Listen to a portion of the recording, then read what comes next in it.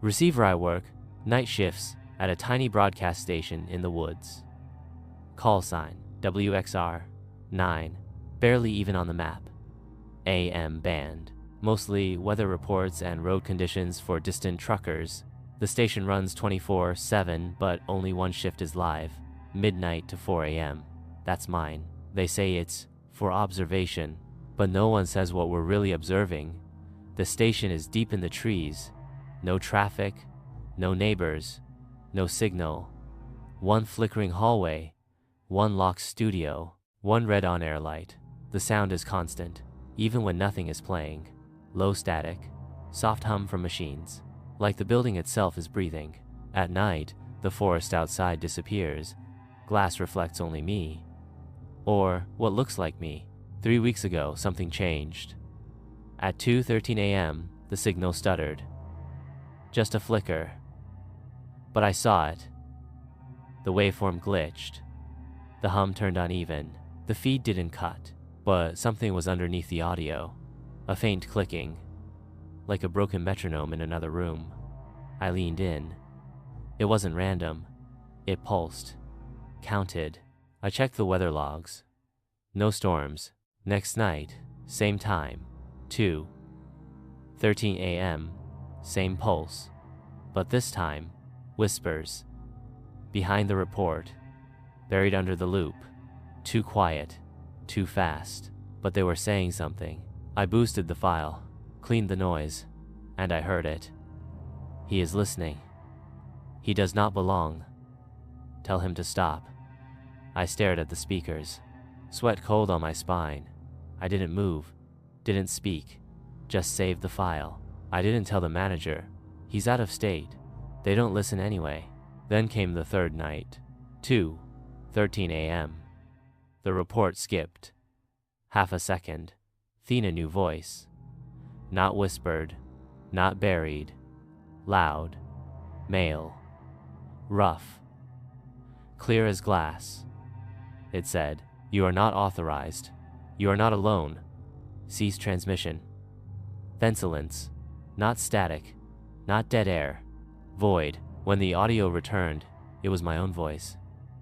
But I never said those words. I shut the system down. Early, faster than usual. I don't know why I'm coming back tonight. But I am. And this time I brought another recorder, just in case.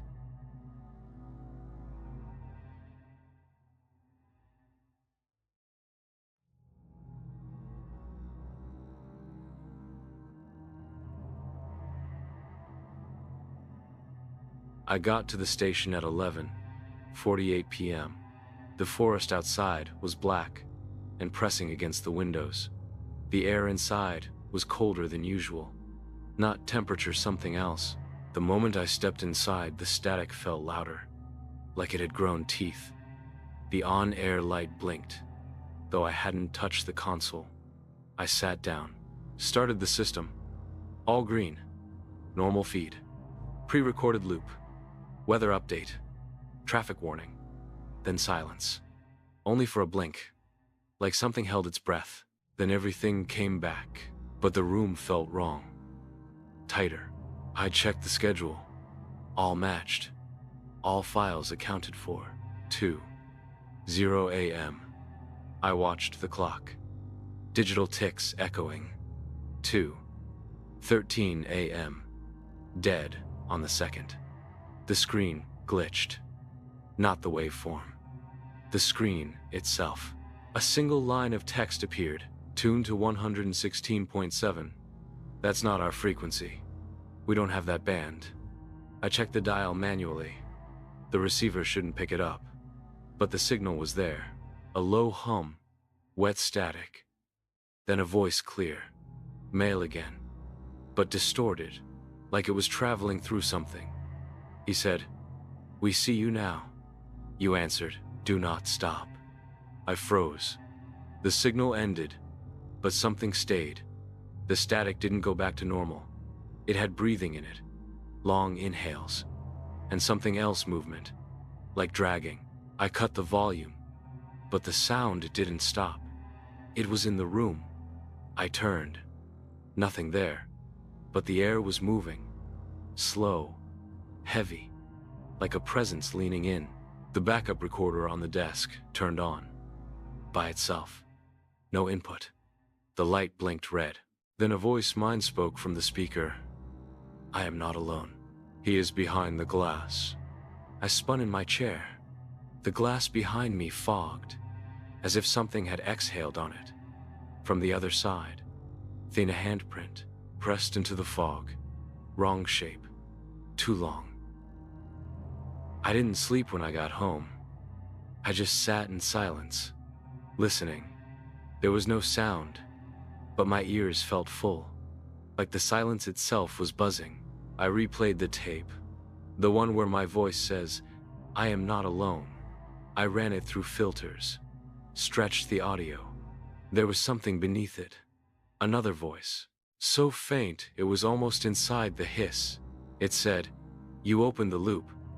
You are the receiver now. My blood ran cold. It wasn't just a glitch.